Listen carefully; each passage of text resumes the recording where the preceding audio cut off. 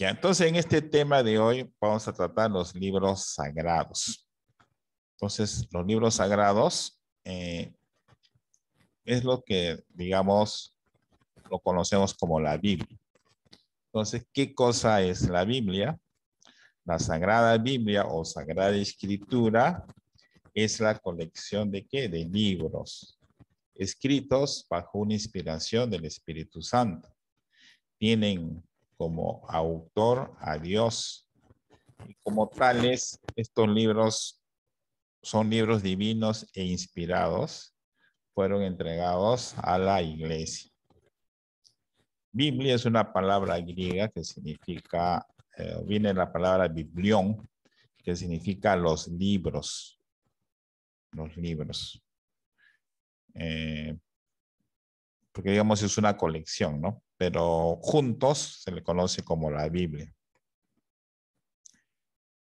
Ahora, ¿por qué se dice que el autor principal de la Biblia es el mismo Dios? Porque él inspiró a los hombres para que la escribieran, ¿no? Dios los escogió, los impulsó y los iluminó para que escribieran.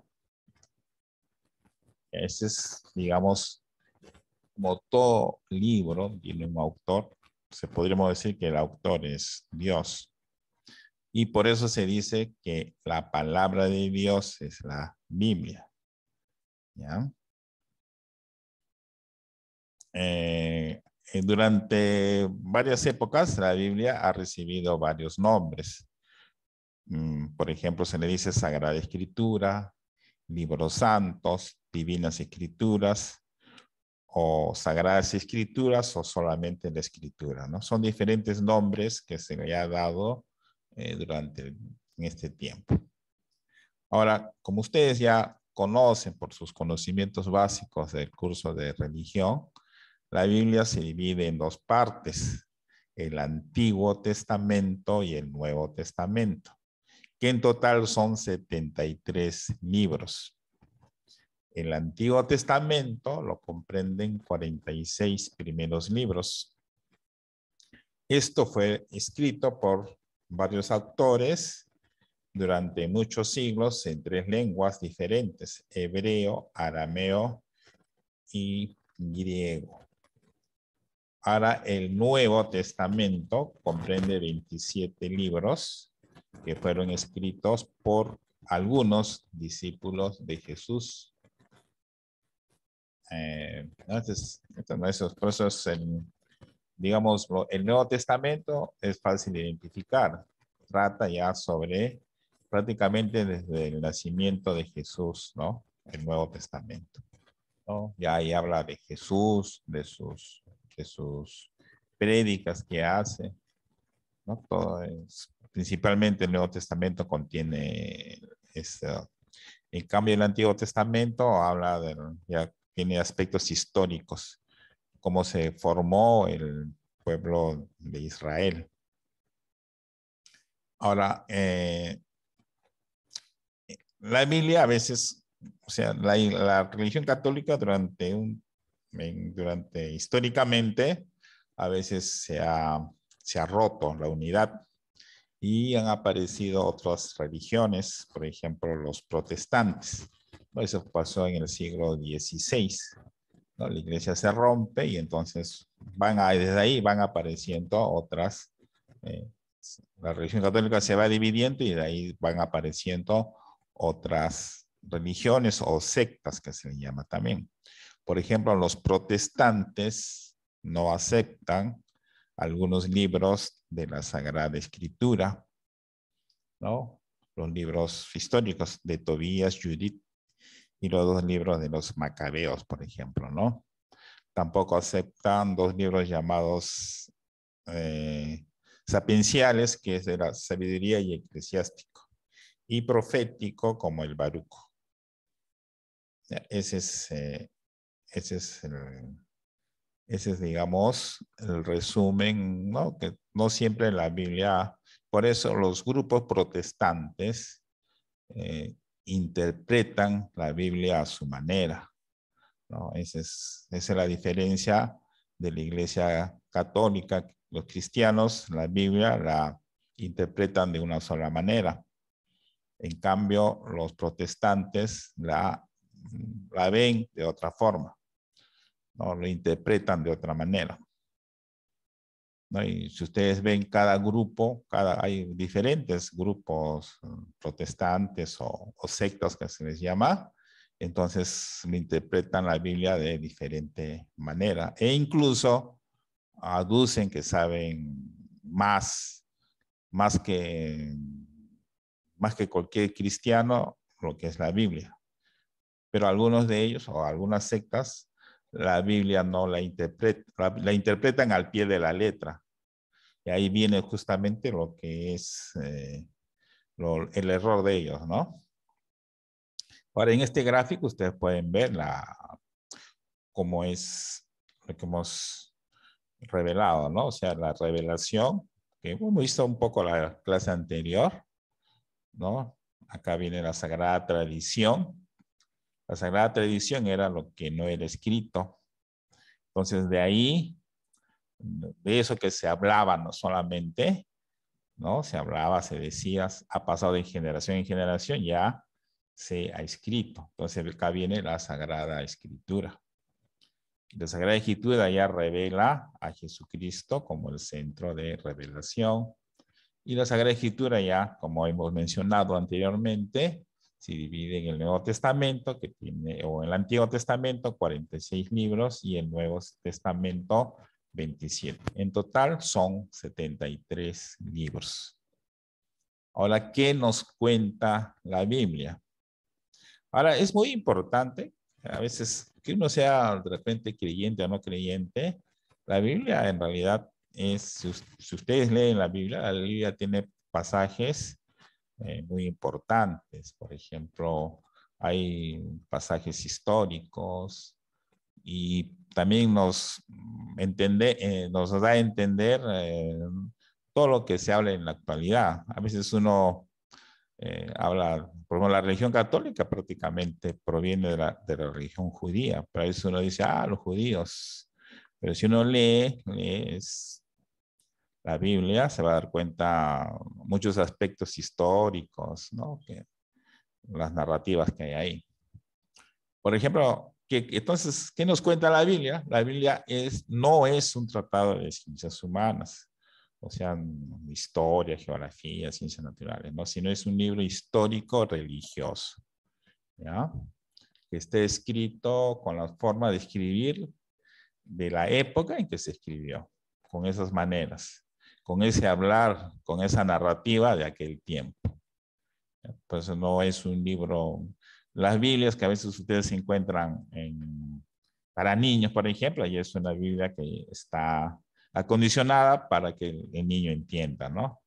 Es así. En cambio, si la Biblia original está escrita de otra manera, de otra forma, ¿no? A veces hay palabras que uno no entiende, que hay que buscar diccionario, ¿no? Son palabras de esa época. En la Biblia encontramos, por ejemplo, la narración del origen del mundo y del hombre, ¿no? Por eso es diferente o sea, acá no van a encontrar que el origen del mundo y del hombre es como se les enseña en los cursos de biología, ¿no? Sino es de un aspecto mágico religioso. La narración del primer pecado que cometieron los hombres, ¿no? De Adán y Eva, ¿no? Todo eso se narra ahí. La promesa que Dios hizo al primer hombre de enviar un redentor que salvara a los hombres de su pecado, ¿no? La historia de Israel, ¿no? El pueblo que Dios escogió para transmitir su doctrina a todos los hombres y para preparar la venida del redentor. Eso, por ejemplo, la historia de Israel se ve en el Antiguo Testamento, ¿no? La historia la historia de Abraham, la historia de Moisés, se ve en esos aspectos, en esa parte. Entonces, luego o sea, y ahí ya se ve o se vislumbra la venida del Señor, ¿no? Entonces, ya habla la vida de que pronto va a venir un Dios o va a venir Va a venir Jesús, ¿no? El Redentor, ¿no? Luego viene la vida, pasión, muerte, resurrección de Jesús. Eso lo vemos nosotros en el Nuevo Testamento, ya, ¿no? La venida del Espíritu Santo que santifica y guía a los cristianos, la fundación de la iglesia y los primeros pasos que tiene la Iglesia Católica, ¿no? Y para continuar su misión salvadora de Jesús.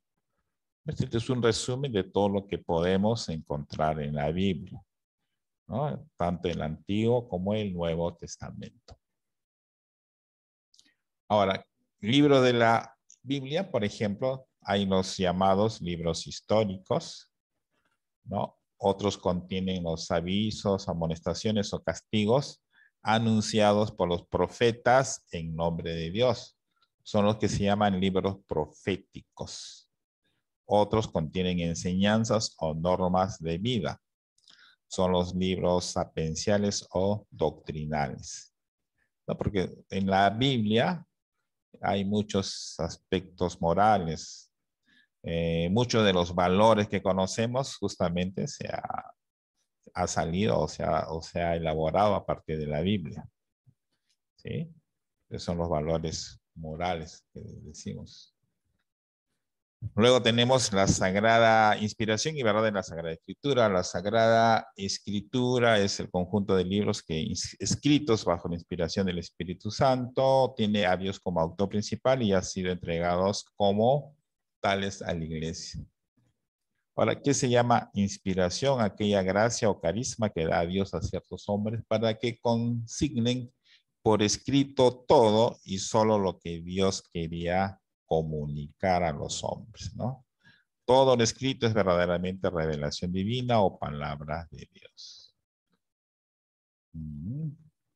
Entonces, mira, qué cosa es lo que ha querido Dios dejarnos, ¿no? Alejarnos su palabra escrita, siendo Él el autor principal, ha querido que los escritores humanos nos transmitieran solo lo que Él nos quiso decir, ¿no?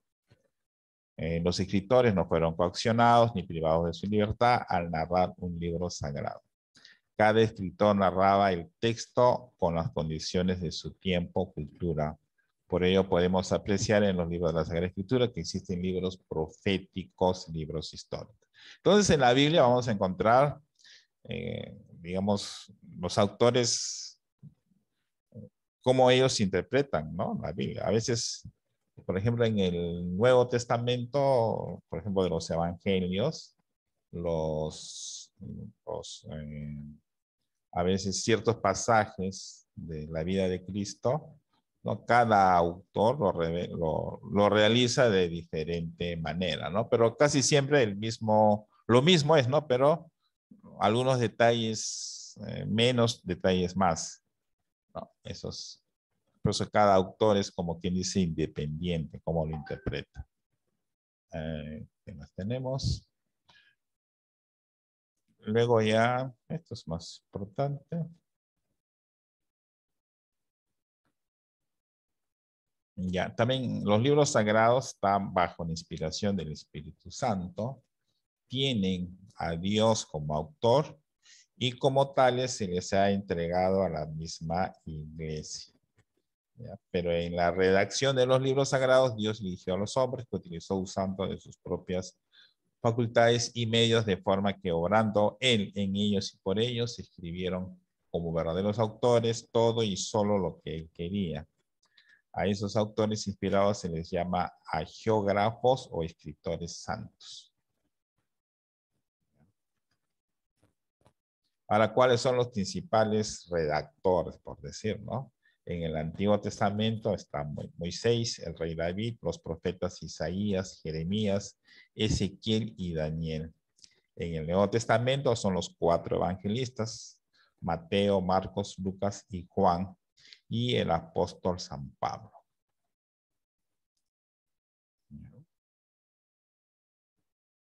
Entonces acá está el gráfico, ¿no? El autor principal, Dios, ¿no? Entonces la inspiración lo tiene, digamos, el hagiógrafo, o sea, el que escribió la Biblia, el autor que escribió ¿no? Es como quien dice el autor secundario. Y todo esto, ¿no? Fue, digamos, entregado a la iglesia, o sea, a la Sagrada Biblia. Ahora, ¿cómo es que debemos nosotros leer la Biblia? ¿No? Al leer la Biblia, antes de comenzar a la lectura de la Biblia, debemos dirigirnos a Dios por medio de una oración a Jesucristo, pues es el único digno de abrirnos el divino libro.